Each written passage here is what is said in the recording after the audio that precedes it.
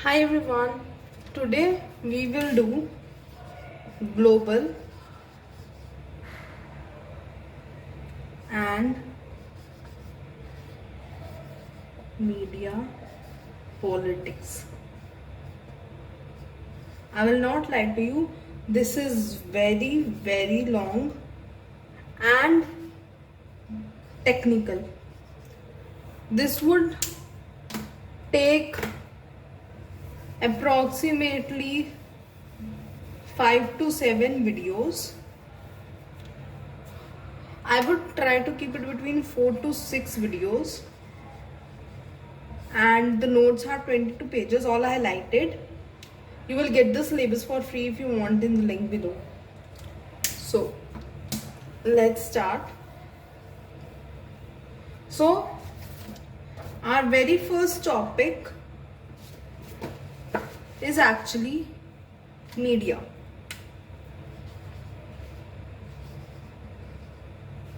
Hi. Media is a popular term of medium. Medium basically means a channel. Medium is a collective term for mediums, which means a way through which communication passes from one person to the other. Okay?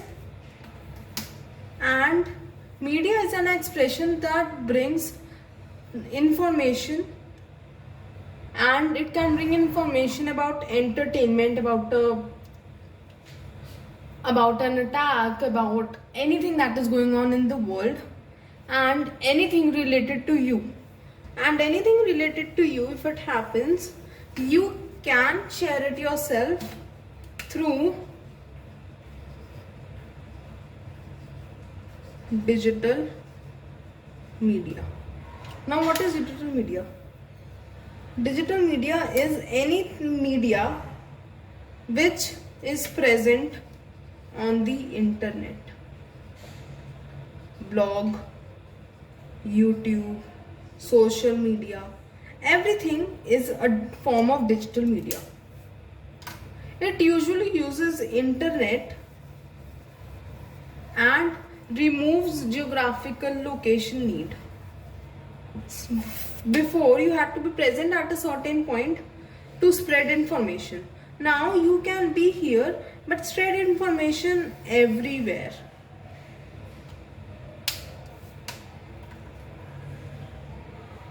So when we are talking about global media and politics, it means that we are reading this on assumption that public is meant to believe everything that they are told. They should not question it. They should not how should I say it? They should not question it. They should not talk bad about it, and they should spread it. So it would be very easy to share everything and not think if something is true or not. And as newspapers and magazines have websites, article can be posted quicker than printed material. First newspaper came, now you can just upload it from where you are sitting. It will take less time, obviously. Okay? So this is what we talked about till now, and now what we will do is, okay, let's do Bollywood.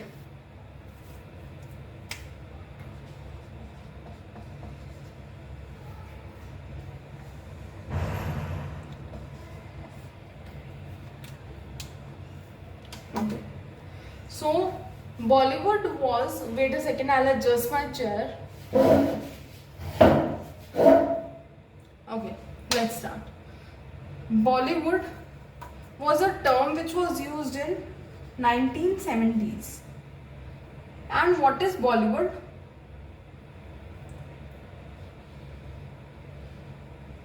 B plus Hollywood.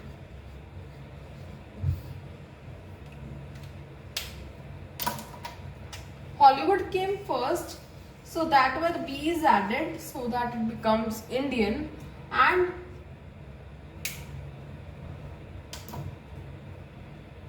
the term was coined Bollywood. So the B actually represents Bharatnatyam, which is an Indian dance. It is a very classical dance which not many people know now. So the first film which was released was Shri Pundalik. I hope you can see it. Shri Pundalik. And it was a silent film in Marathi. Okay, and who did it? Dada Saheb Torne. And when did it happen? 18 May 1912. When did it happen? Bombay. So there have been many controversies if this should be included as the first film or not. The reason is that it was a photo recording of a play, and the cameraman of the play was a British person, and the processing of the whole film was actually done in London. But if we talk about now, but still we take it as the first thing. If we talk about right now, the revenue is in US dollars 1.3 billion. When the last survey was done is 2000. It is increasing by 10% every year, so you can calculate. Another Bollywood film was very famous, and it was about Bengali culture.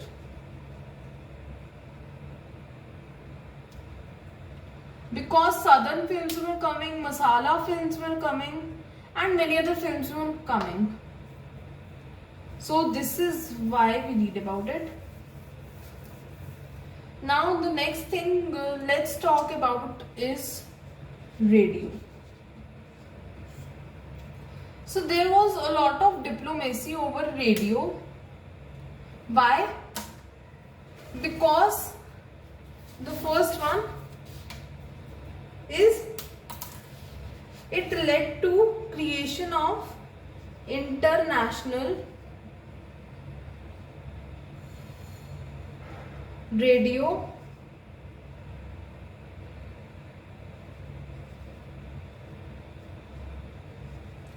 telegraphy union.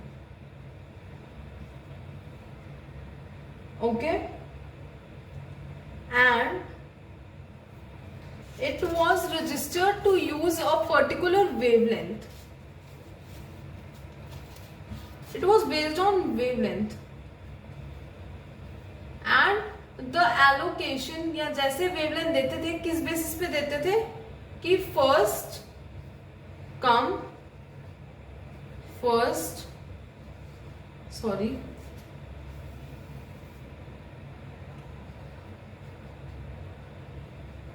Sir पहले आओगे तो जल्दी मिल जाएगी, बाद में आओगे तो बाद में मिलेगी. एंड क्योंकि जो रेडियो का स्पेक्ट्रम था वो यूएस को रीडोमिनेट करना था. मैं ये दोबारा से बताती हूँ. रेडियो के ऊपर डिप्लोमेसी बहुत सारी हुई है. अब इससे क्या क्या हुआ, इंटरनेशनल रेडियो टेलीग्राफ यूनियन बना. वेवलेंथ के बेसिस पे सब कुछ रजिस्टर होता था, कैसे क्या होना है वो पता चलता था.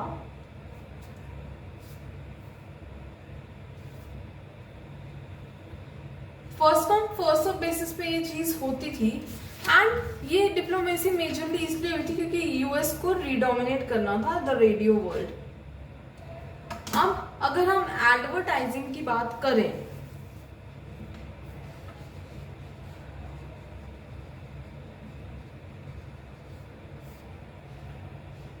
तो एडवर्टाइजिंग एक तरह का मार्केटिंग टैक्टिक होता है कि तुम एक प्रोडक्ट के बारे में इस तरह से उसकी खूबियों को झलकाओ, इस तरह से उस बारे में बताओ कि जो भी ऑडियंस है, जो भी देख रही है, वो उसको लेने के लिए मजबूर हो जाए।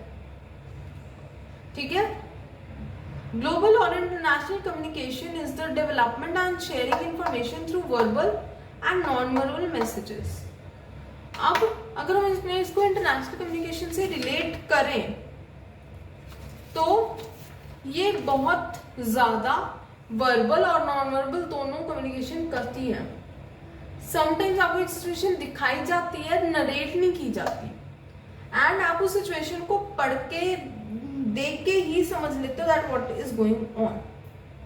सो this is something like that.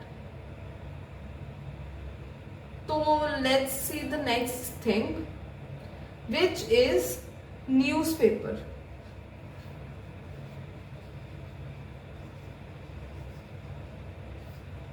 So newspaper का एक बहुत डीप इम्पैक्ट था, एंड क्योंकि न्यूज़पेपर बहुत सस्ता मिलता था तो बहुत ज्यादा लोगों में वो बात फैलती थी, और न्यूज़पेपर में जो भी छपता था everybody thought it was true. So ये बहुत मास लेवल पे कुछ भी क्रिएट कर सकता था। तो पब्लिक पार्टिसिपेशन इसमें इंश्योर नहीं कर पाते थे क्योंकि बहुत कम लोग ही बनाते थे, एंड क्योंकि सब लोगों को पॉलिसी प्रोग्राम ये सब करना कैसे है इनको नहीं पता होता था। बट अगर हम एक इफेक्टिव न्यूज़पेपर की बात करें तो वो तभी हो सकता है जब अवेयरनेस हो। अब इसमें हॉलीवुड का क्या रोल था? इसमें हॉलीवुड का क्या रोल था? इन्होंने इमेज बनाई कि एडवर्टाइजिंग की और कम्युनिकेशन की क्या इमेज है। इन्होंने बताया कि अमेरिका डोमिनेट कर रहा है अभी हर चीज को, एंड अमेरिकन्स में ये बात फिट कर दी। मिलिट्री पे इनका बहुत ज्यादा खर्चा था, एंड मिलिट्री के लिए इन्होंने एक सिंपैथी भी जगाई थी। इन्होंने बताया था कि टेक्नोलॉजिकल पावर बहुत ज्यादा है। इस टाइम पे कहते हैं कि जापान के पास ज्यादा है, बट उस टाइम पे प्रोपागेंडा चलाया था और कहा था कि टेक्नोलॉजी कहाँ पे ज्यादा है, हॉलीवुड मीन्स अमेरिका के पास। Now this is next topic is a little big but it will help you. In my notes I have included a video which is actually really important, and please see it. If you don't understand what I'm telling you, you can watch that video and understand whatever you want. So Nazi propaganda was a strategy. Wait, I'll write it with a different ink so that it's not. Hi everyone. So video पता नहीं कैसे pause हो गई। So we were doing Nazi propaganda. Now let's discuss it. Nazi propaganda एक propaganda था जो उस time के लीडर कौन था? हिटलर। उसने चलाया था। ये चला था मेनली न्यूज़पेपर्स के थ्रू, एंड इसमें लोगों को इन्फ्लुएंस किया जाता था। ठीक है।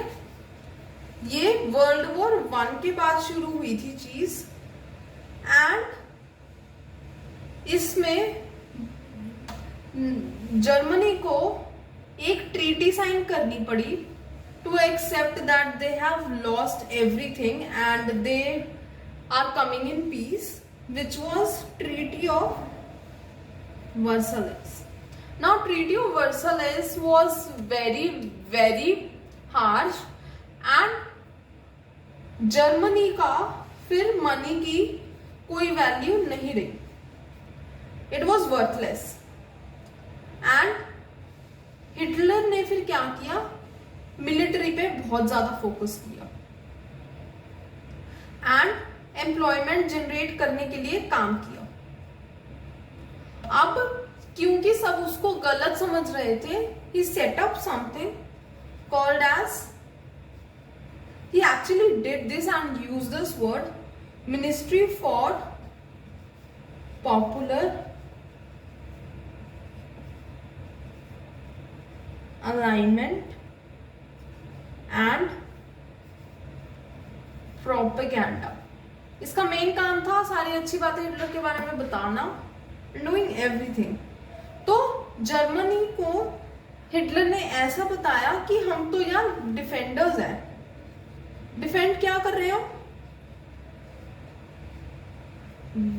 वेस्टर्न कल्चर को डिफेंड कर रहे हैं। ठीक है, आई hope you got it. And अब क्योंकि यूथ को बहुत ज्यादा इन्फ्लुएंस करना पड़ता था, तो उन्होंने एक चीज चलाई which was the Hitler youth. The Hitler youth क्या था? जैसे बॉय स्काउट्स होते हैं, गर्ल स्काउट्स होती हैं, वैसा ही था। इसमें सब कुछ हिटलर के बारे में बताया जाता था कि वो कितना अच्छा है, वो कितना अच्छा काम कर रहा है, एंड वो सारी चीजें इसके बारे में क्लियर की जाती थी। ठीक है, और ये सब हो रहा था 1937 में। अब इसके बीच वर्ल्ड वॉर 2 शुरू हो गई।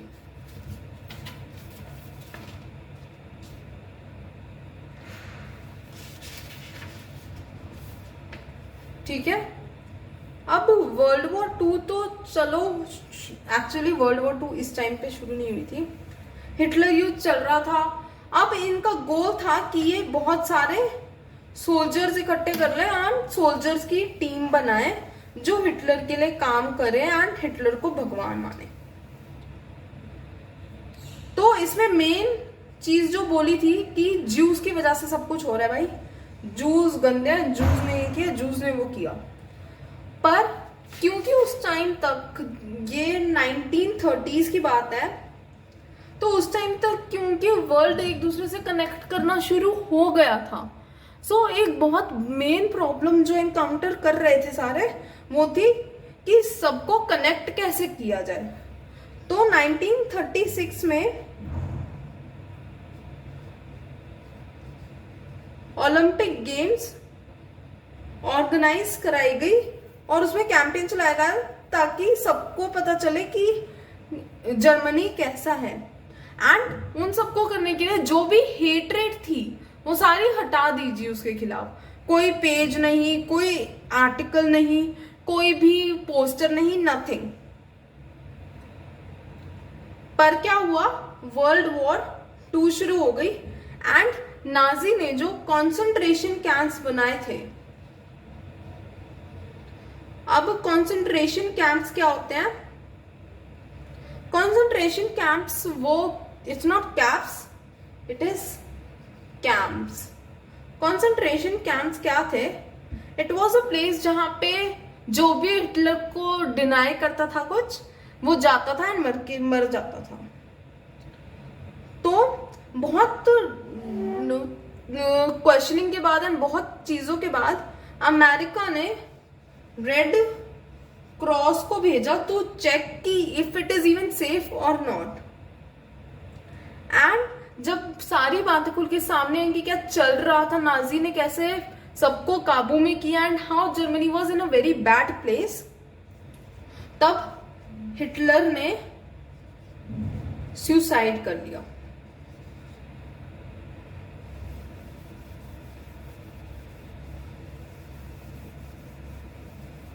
So, a little water break and then we will discuss more.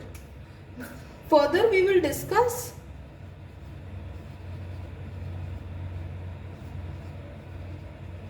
cultural communication.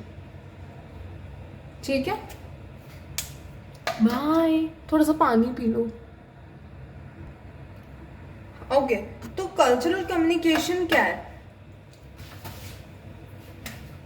Cultural communication is basically communication जो कल्चर के बारे में हो रही है। कल्चर क्या है, डिफरेंट कल्चर्स कैसे होते हैं, उनमें क्या क्या होता है, इनके नॉर्म्स क्या होते हैं, वैल्यूज क्या होती है, ट्रेडिशन में क्या क्या आता है, एंड एवरीथिंग वाज शेयर्ड। तो ये काम जो उस टाइम बहुत बड़ी बड़ी न्यूज एजेंसीज थी, जैसे AP which is associated press, AFP which was Agence France Presse, it was a French press, और UP United Press, ये सारी चीजें करती थी. If you need to know more about it, you can watch my video in reporting and editing for print media. The videos are already uploaded. Okay, तो the economic system that produce goods and services, जो भी goods और services provide करता था, employment देता था, trading वगैरह करता था, वेल्थ बनाता था, इन्वेस्टमेंट करता था, वो सारी चीजें करता था, वो जो भी हम कम्युनिकेशन कर रहे थे उसका सेकेंडरी पार्ट बन गया and major part was about culture. And क्योंकि कल्चर के बारे में इतनी बातें हो रही थी, culture and military also in fact, तो it influenced many citizens and ये एक मैटर ऑफ पब्लिक कम्युनिकेशन बन गया. On daily basis public used to talk about these things. तो now we will talk about a person. The name is Robert Edward Turner. He was a third generation born. ठीक है, ये कब पैदा हुए थे? November 1938. And he is majorly known for CNN, cable news network. And ये क्यों main है इतना? Because this was a 24 hour running channel. This was a first 24 hour running channel. ठीक है, अब CNN इतना मशहूर क्यों हुआ? बिकॉज इसने न्यूज कैसे कवर होती है, सैटेलाइट्स, उसके प्रॉब्लम्स, इन सब चीजों को फेस करके सब कुछ किया. एंड इन्होंने पर्शियन गल्फ वॉर भी कवर की. तो अब इसमें मेजरली क्या हुआ कि 1969 में ही सोल्ड हिज रेडियो. इनको एक रेडियो स्टेशन होता था. He solve the radio station, उसने वो बेच दिया. 1978 में उसने 24 आवर रनिंग चैनल का प्लान बनाया and it was done with Reese Kornfeld. उन्होंने ये प्लान साथ में बनाया. इनफैक्ट रीस कॉर्नर ने ये आइडिया दिया था कि चलो ऐसा करते हैं. फिर 1979 में टर्नर ने अपना जो नॉर्थ कैलिफोर्निया का स्टेशन था वो भी बेच दिया. ठीक है, अब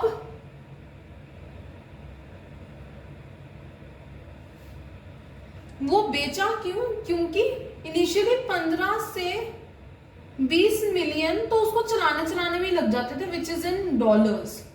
तो उसने कहा कि फायदा नहीं है कुछ करने का. अब इसी बीच एक और कैरेक्टर आ जाता है, Rupert मुर्डॉक. Now, who is Rupert Murdoch? Okay, so Rupert Murdoch was a person जिसकी टर्नर से लड़ाई हुई है, कई बारी हाथापाई. एक बारी क्या हुआ था कि 1983 में इन्होंने एक याच पे एक दूसरे से मिले एंड टर्नर ने ड्रंक होके वर्बली मूडरॉक को गाली वाली दी and things got out of hand. 2003 में टर्नर ने रूपर्ट को चैलेंज किया कि चल फिस्ट फाइट करते, देखते हैं कौन जीतता and all those things. But 2019 में they told that everything was okay and in दोनों के बीच में अब अच्छा बॉन्ड था एंड इन्होंने सारी मिसअंडरस्टैंडिंग वगैरह क्लियर कर ली थी। अगर हम रूपर्ट मोचक की बात करें that he was born on 11 March 1931 and if I remember correctly Turner was born in 1938. Still he was taking and picking fights with Rupert.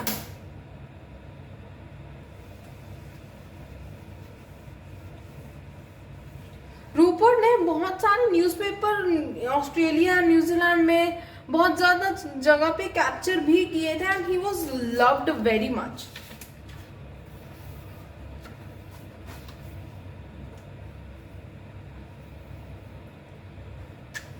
Now let's talk about Zee TV. ये हमारा last topic है and इसके बाद हम ये video end कर देंगे। The first part would be over. Okay, so let's talk about Zee TV. I hope you can clearly see it now. तो जी टीवी इंडिया का फर्स्ट हिंदी चैनल था जो सैटेलाइट से चलता था एंड इसने इंडियंस को बहुत ज्यादा एंगेज रखा है। ये TV, news and entertainment, daily soaps वगैरह सब कुछ कर रखा है इसने and it is like a conglomerate. Conglomerate क्या होते हैं? मीडिया जायंट था ये और इसके अंदर बहुत सारी चीजें थी। जी टीवी के अंदर you can find many things. तो जी टीवी वो इंडिविजुअल्स को भी मौका देता था to show their skills and do anything that they want. ये जनरल चैनल था जो किसके पास है? Essel group of India. अब 2013 में इन्होंने अपनी ब्रांडिंग चेंज की एंड 30th मई को एंड ऑन 2021 जी टीवी ने अपना लोगो भी चेंज किया था। अब इसका नाम भी the ji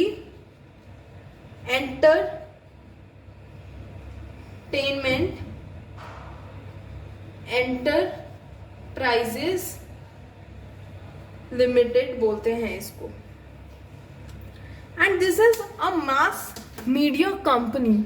this is literally mass media company. तो ये भी हमारा टॉपिक हो चुका है। अब we will discuss media during war.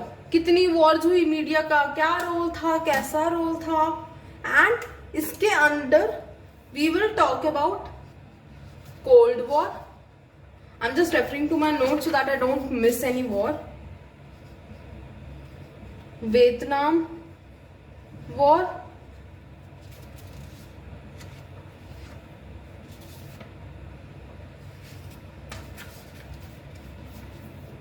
तो ये दो मेन वॉर्स हैं जो हम पढ़ेंगे। So I'll see you next time. Bye.